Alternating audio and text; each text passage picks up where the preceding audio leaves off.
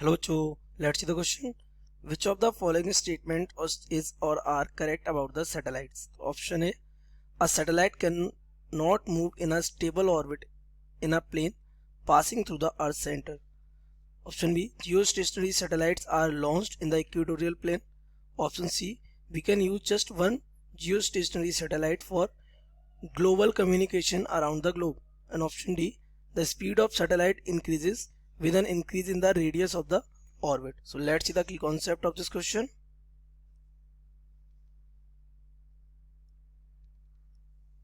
That satellites revolve around the planet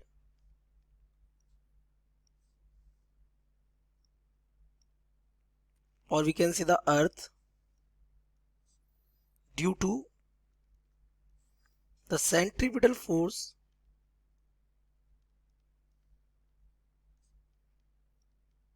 that is provided by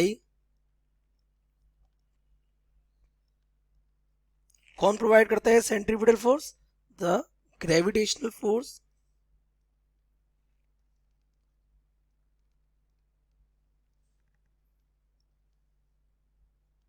between Earth center and satellite. तो point is this कि जब अर्थ के centre से force लग रहा है तो जो ऑर्बिट होगी वो डेफिनेटली उसी प्लेन से क्रॉस करेगी जिस प्लेन में अर्थ का सेंटर क्या है प्रेजेंट है। तो अर्थ का सेंटर वाले प्लेन में ही रहेगी ये ऑर्बिट हमारी। ओके तो ये जो आपका पॉइंट बन रहा है a satellite can not move in a stable orbit in a plane passing through the earth centre, तो ऐसा नहीं है उसी में मूव करेगी, तो ये स्टेटमेंट हमारा रॉन्ग हो जाएगा। नेक्स्ट स्टेटमेंट देखते हैं geostationary satellites are launched in the equatorial plane. तो आपको पता है जियो स्टेशनरी सैटेलाइट्स कहाँ घूमती है, जियो stationery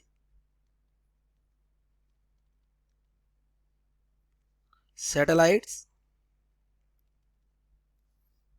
revolves around the earth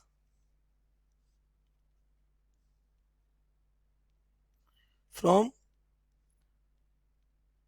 west to east in equatorial plane. ये तो आपकी सैटेलाइट जैसे ये हमारी अर्थ है। ओके तो ये जो हमारा इसका ऑर्बिट होगा जियो स्टेशनरी सैटेलाइट का वो कुछ इस तरीके से होगा, ये ऐसे। ओके यहाँ पे हमारी क्या सैटेलाइट रहेगी, वो इस तरीके से क्या कर रही होगी, रिवॉल्व कर रही होगी जिस डायरेक्शन में कौन अर्थ रिवॉल्व कर रही होगी उसी डायरेक्शन में।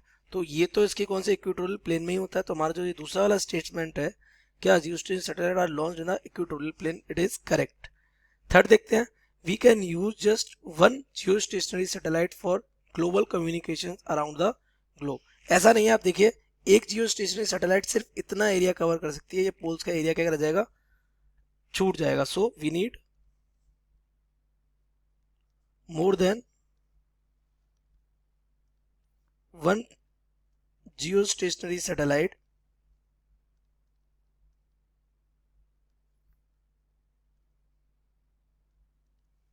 For global communication.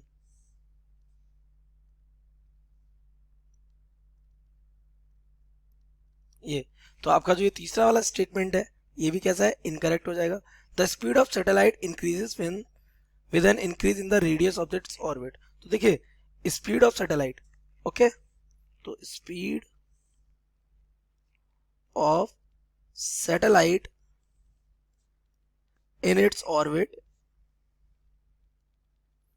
Is called, इसे हम क्या बोलते हैं बेटा ऑर्बिटल वेलोसिटी। क्या बोलते हैं इसको ऑर्बिटल वेलोसिटी वीओ। और ये जो वीओ हमारा होता है ये हमारा होता है within root G mass of earth upon में स्मॉल आर। या स्मॉल आर क्या है, small R is equal to what R E plus H. R E plus H बोले तो ये हमारी क्या है अर्थ है, ये अर्थ की रेडियस आर ई है और इससे कितना एच हाइट ऊपर पे कौन घूम रही है, ये हमारी सैटेलाइट। ये यहाँ पे हमारी क्या घूम रही है सैटेलाइट, सैटेलाइट की हाइट और ये पूरी डिस्टेंस को हम क्या बोल रहे हैं आर। तो वो इसे ही हम क्या बोलेंगे ऑर्बिटल रेडियस यानी रेडियस ऑफ ऑर्बिट। अगर हम आर को बढ़ाएंगे तो ऑर्बिटल वेलोसिटी क्या हो जाएगी डिक्रीज हो जाएगी, तो V O will decrease on increasing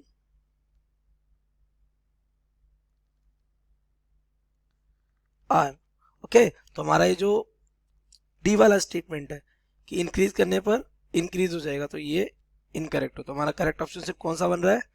we. So we can say the correct option